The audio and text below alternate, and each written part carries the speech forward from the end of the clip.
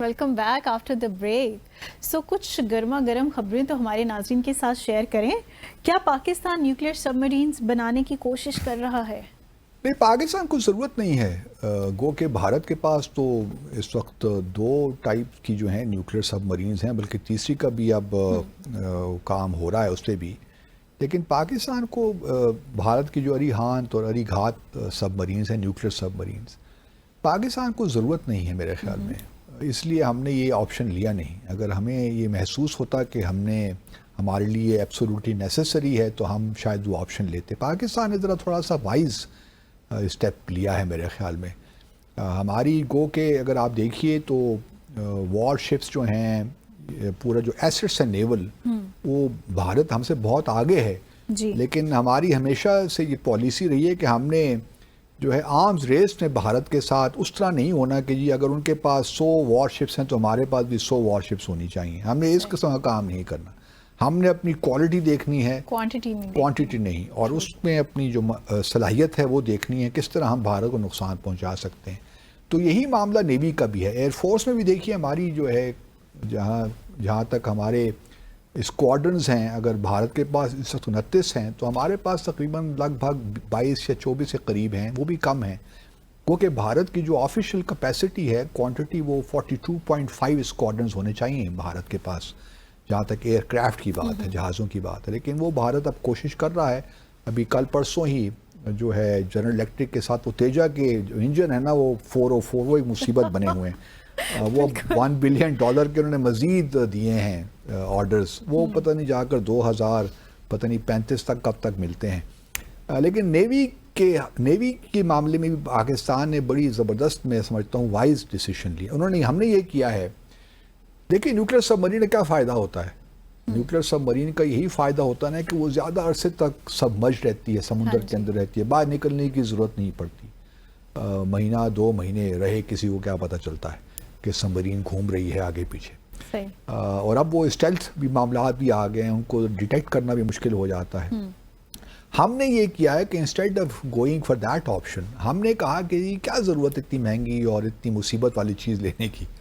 تو ہم نے ابھی چین کے ساتھ جو ہے ایک معاہدہ کیا ہے. بلکہ معاہدہ تو پرانا ہے، 2015 کا ہے. اس معاہدے کے تحت ہمیں 6 جو ہے نا 6 ملنے والی ہیں سب مرینز، ہینگر کلاس سب مرینز چائنا سے اگلے سال. 3 تو اگلے سال مل جائیں گی اور 3 شاید اس سے اگلے سال مل جائیں.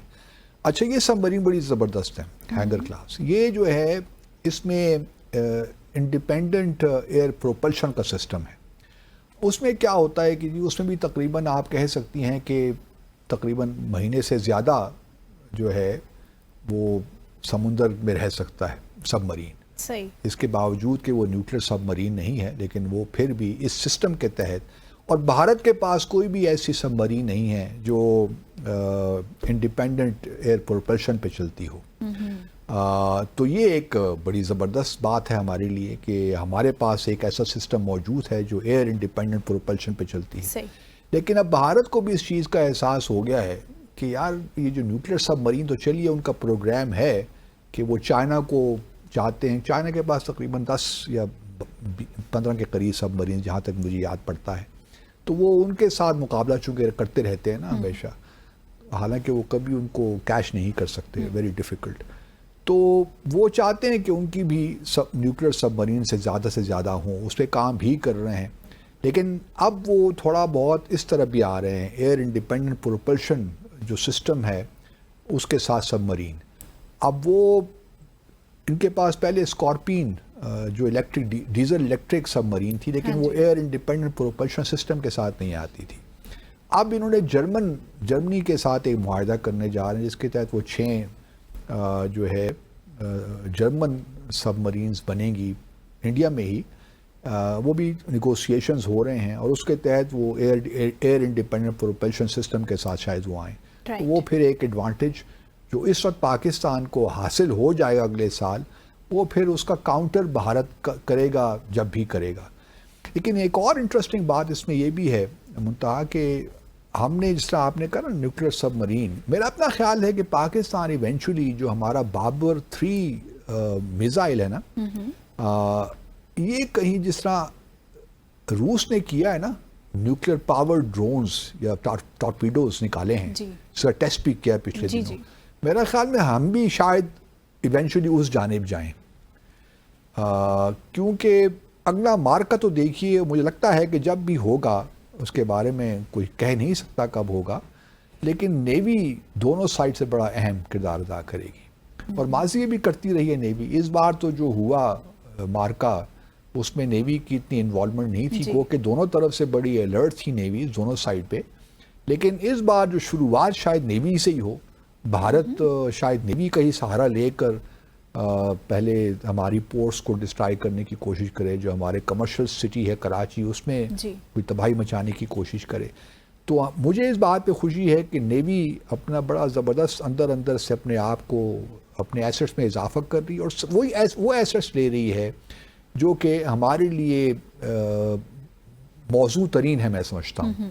ورنہ تو آپ لینے کو نیوکلیئر سب مرین بھی بنا لیں، چائنا کے ساتھ اگر آپ بات چیت کریں گے تو شاید وہ بھی آپ کو مل جائیں، لیکن ہمیں ضرورت نہیں ہے ان چیزوں کی۔ جن چیزوں کی ہمیں ضرورت ہے ہم اسی پہ فوکس کیے ہوئے ہیں۔ اب بھارت کا معاملہ یہ ہے کہ بھارت اس وقت یہ بھی کہتا ہے کہ جی ہم ہر چیز انڈیجنس بنانا چاہتے ہیں، لیکن ساتھ ساتھ ہر معاملے میں دنیا بھر سے ایکوائر بھی کر رہا ہے۔